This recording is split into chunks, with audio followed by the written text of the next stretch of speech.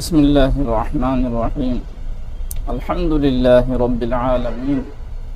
اللهم صل على محمد وعلى آل محمد كما صليت على إبراهيم وعلى آل إبراهيم إنك حميد مجيد. أعوذ بالله من الشيطان الرجيم. بسم الله الرحمن الرحيم. يا بني إسرائيل اذكروا نعمتي التي أنعمت عليكم وأني فضلتكم على العالمين واتقوا يوما لا تجزي نفس عن نفس شيئا ولا يقبل منها شفاعة ولا يؤخذ منها عدل ولا هم ينصرون. وَإِذْ نَجَّيْنَاكُمْ مِنْ آلِ فِرْعَوْنَ يَسُومُونَكُمْ سُوءَ الْعَذَابِ يُذَبِّحُونَ أَبْنَاءَكُمْ وَيَسْتَحْيُونَ نِسَاءَكُمْ وَفِي ذَلِكُمْ بَلَاءٌ مِّن رَّبِّكُمْ عَظِيمٌ. وَإِذْ فَرَقْنَا بِكُمُ الْبَحْرَ فَأَنجَيْنَاكُمْ وَأَغْرَقْنَا آلَ فِرْعَوْنَ وَأَنتُمْ تَنظُرُونَ.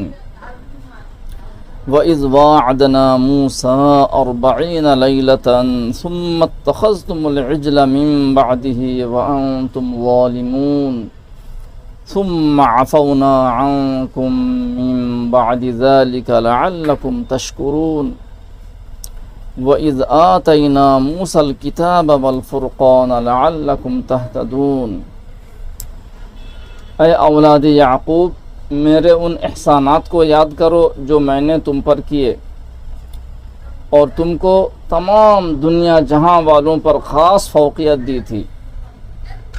اور اس دن سے ڈرو جس دن نہ تو کوئی شخص کسی شخص کی طرف سے کوئی مطالبہ ادا کر سکتا ہے اور نہ کسی شخص کی طرف سے کوئی سفارش قبول ہو سکتی ہے اور نہ کسی شخص کی طرف سے کوئی معاوضہ لیا جا سکتا ہے اور نہ ان لوگوں کی طرفداری چل سکے گی. اور وہ زمانہ یاد کرو جب کہ ہم نے تم کو فرعون کے متعلقین سے نجات دی جو تم کو سخت سے سخت تکلیف دینے کی فکر میں لگے رہتے تھے، تمہاری نرینہ اولاد کو ذبح کرتے تھے اور تمہاری عورتوں کو زندہ چھوڑتے تھے. اس واقعہ میں تمہارے رب کی طرف سے بڑا بھاری امتحان تھا. اور جب ہم نے تمہاری خاطر دریا کو شق کر دیا، تم کو بچا لیا، فرعون کے متعلقین کو غرق کر دیا، تم اس کا معائنہ کر رہے تھے. وہ زمانہ یاد کرو جب ہم نے موسیٰ سے 40 رات کا وعدہ لیا تھا، 40 رات کا وعدہ کیا تھا. پھر موسیٰ کے چلے جانے کے بعد اپنے نفس پر ظلم کرتے ہوئے تم لوگوں نے بچڑے کو معبود بنا لیا تھا. اتنے بڑے ظلم و جرم کے بعد بھی ہم نے تم کو معاف کر دیا اس توقع پر کہ تم احسان مانو گے. وہ زمانہ بھی یاد کرو جب ہم نے موسیٰ کو کتاب یعنی فیصلہ کی چیز دی اس توقع پر کہ تم ہدایت پر چلتے رہو.